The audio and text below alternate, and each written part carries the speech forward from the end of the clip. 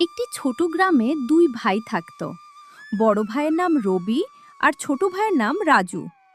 রবি ছিল খুব সাহসী আর রাজু ছিল একটু ভীতু।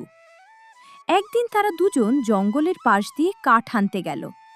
জঙ্গলের ভিতর ঢুকতেই হঠাৎ তারা গর্জনের শব্দ শুনতে পেল। দেখে তারা অবাক, সামনে একটি বড় বাঘ দাঁড়িয়ে আছে। রাজু ভয়ে কাঁপতে লাগলো। সে বলল, ওরে বাবা, এত বড় বাঘ! দাদা, আমরা তো শেষ। এখন কি করব? রবি একটু ভেবে বলল, ভয় পাস না, আমার একটা বুদ্ধি আছে। রবি রাজুকে বলল মাটিতে শুয়ে মৃত মানুষের মতো অভিনয় করতে। তারপর সে নিজেও চুপচাপ শুয়ে পড়ল।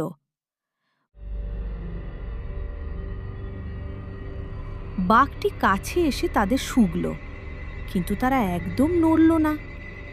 বাঘ ভাবল তারা হয়তো মারা গেছে। তাই কিছুক্ষণ পরে বাঘটি ধীরে ধীরে জঙ্গলের ভিতরে চলে গেল।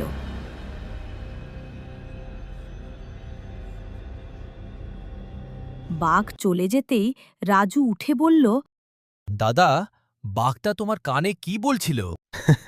বাঘ বলছিল, বিপদের সময় মাথা ঠান্ডা রেখে বুদ্ধি ব্যবহার করতে হয়।